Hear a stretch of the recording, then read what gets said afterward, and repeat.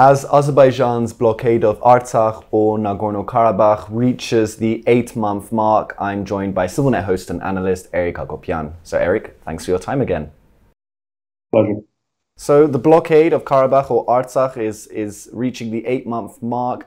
Shortages of food, medicine, electricity, gas, increased condemnation by several international actors coupled with realization of the scope of the humanitarian disaster in Karabakh is becoming, dangerously pronounced. Women have been fainting in hours-long bread lines. There have been miscarriages reported. Two children reportedly died as a result of the blockade.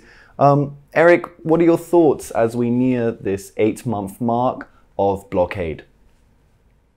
Well, I think we need to start transitioning into calling this what it is, which is an attempted genocide. I think it's time to bring out the G word because you look at the intentions, you look at what's going on. This is unprecedented, frankly. No such situation has existed since what was done in Bosnia during the siege of Sarajevo. So I think we need to start describing this for what it is, which is at this point the first steps of what would be the second Armenian genocide in the century.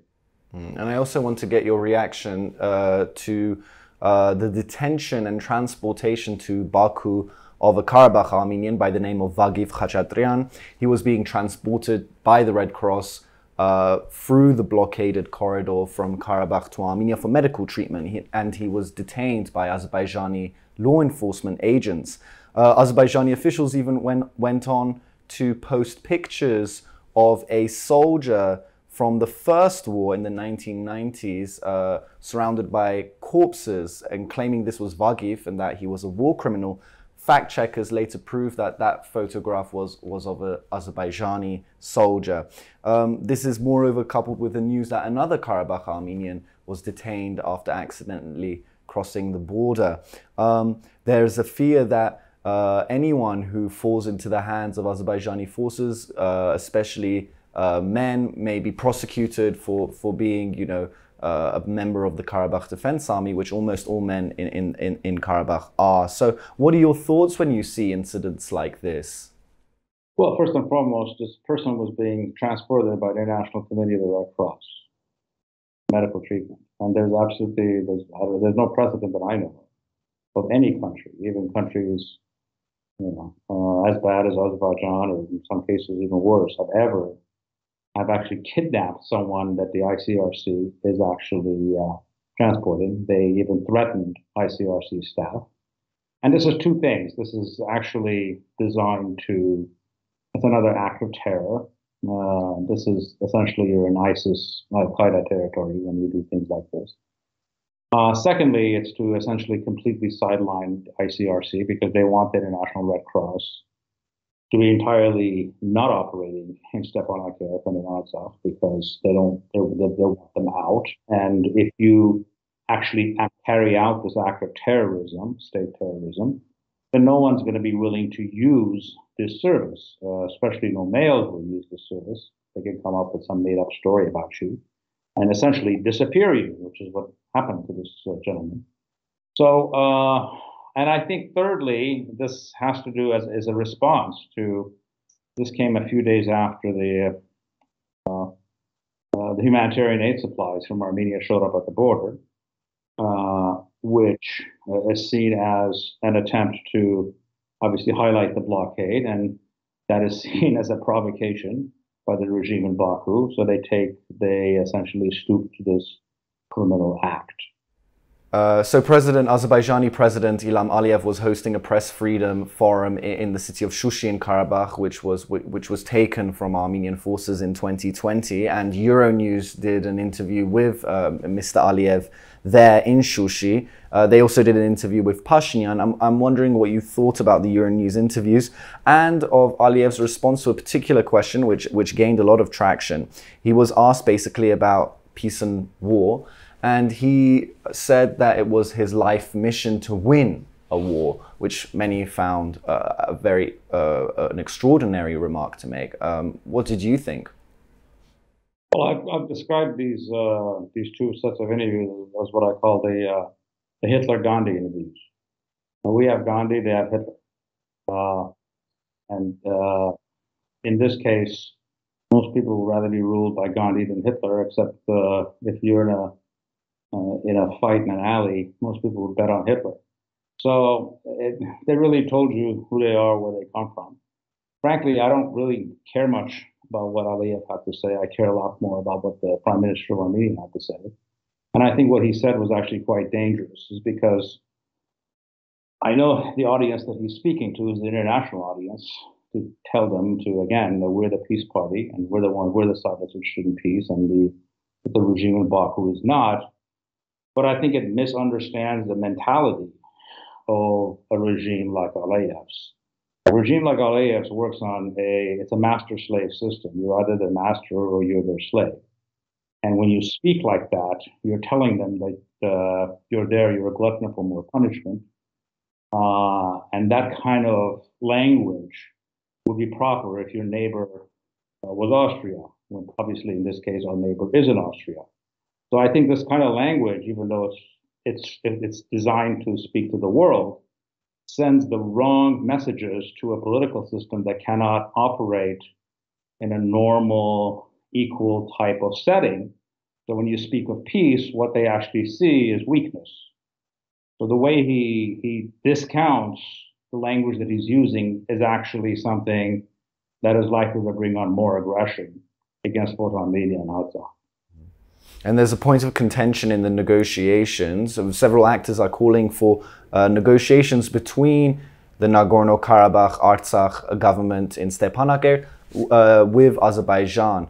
The government in Stepanakert, however, has said many times that it is happy to do this, but it wants international guarantees and for the negotiations to take place in some international mechanism in a third country, whereas Azerbaijan has been very adamant that they should be direct negotiations held in Azerbaijan with no international mediators. So I'm wondering what you think about this and this whole idea of rights and securities that are being discussed for the Armenians in Karabakh. Well, first and foremost, what you're referring to is the Bratislava meeting in which the Artsakh side showed up, the government side from Artsakh showed up, and the regime officials from Baku canceled in the last minute. This was a meeting that was going to be mediated by the United States. And it was very clear why they walked out is because the moment they walk in there, they're the ones making the concessions. Because if you're talking about rights and securities, they're the ones who have to come towards giving rights and securities because Armenia has already conceded everything else. So the moment they walk into that room is essentially a victory for the Armenian side and a defeat for their side. So obviously, that's something that they will do everything they can to avoid. But let's just look at this issue of rights and securities in the context of reality or in the context of today. What rights and securities can any regime that is trying to starve 120,000 people to death offer? And what is their worth really worth?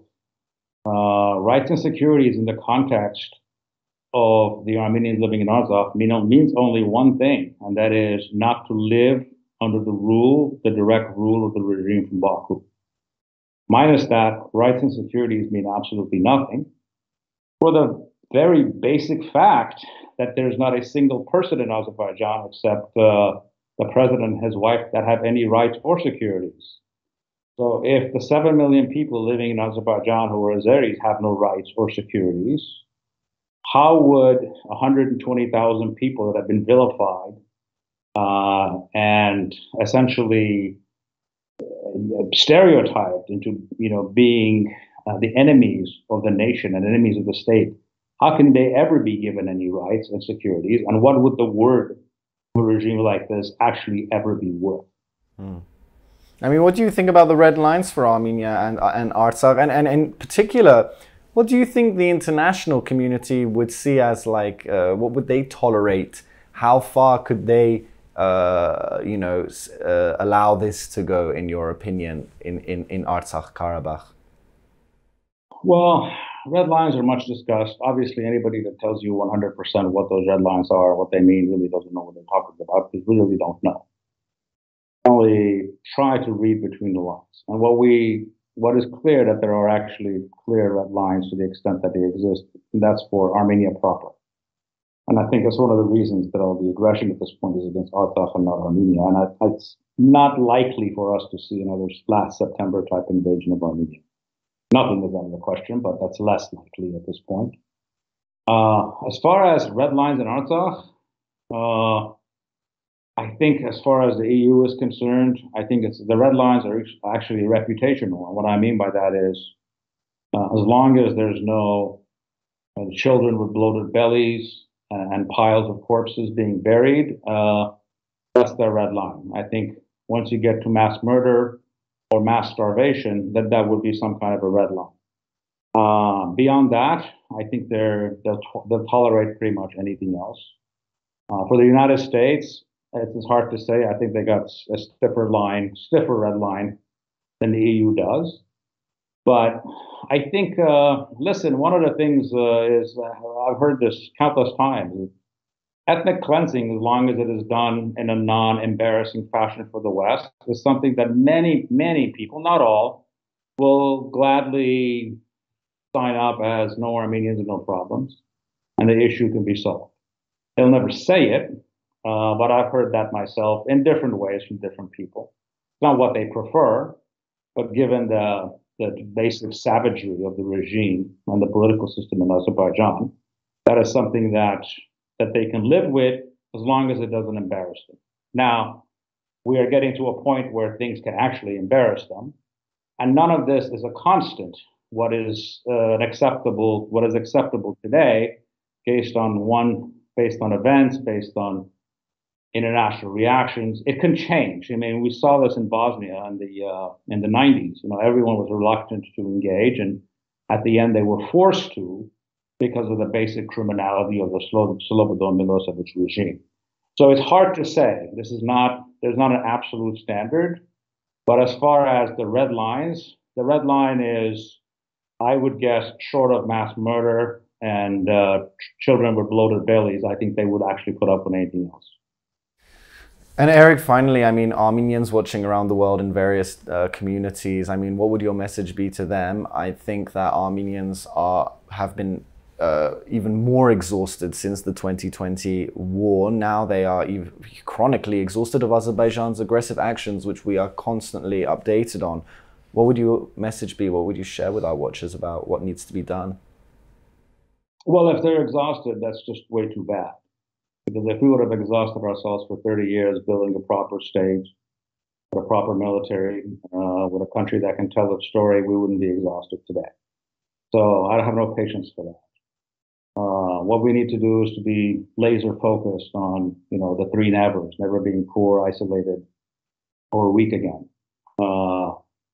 Here we have, a regime that has been given the right and giving itself the right and given pretty much the right by the international community to starve 30,000 Armenian children. And this is something that we can do very little about because of our own weaknesses, and something that the world doesn't care about, and they tell us what they think of us by that. So everything needs to be seen as an organizing tool. And what is necessary is a payback and retribution for this at some point, whether it's now, 5 months from now, 5 years from now, 10 years from now, or 15 years from now. This cannot go unpunished. And that should be the mission of this country, and it should be the mission of the collective Armenian nation. Okay, well, Eric, as always, very insightful. Thank you very much for your time. Thank you. And thank you for joining us on CivilNet.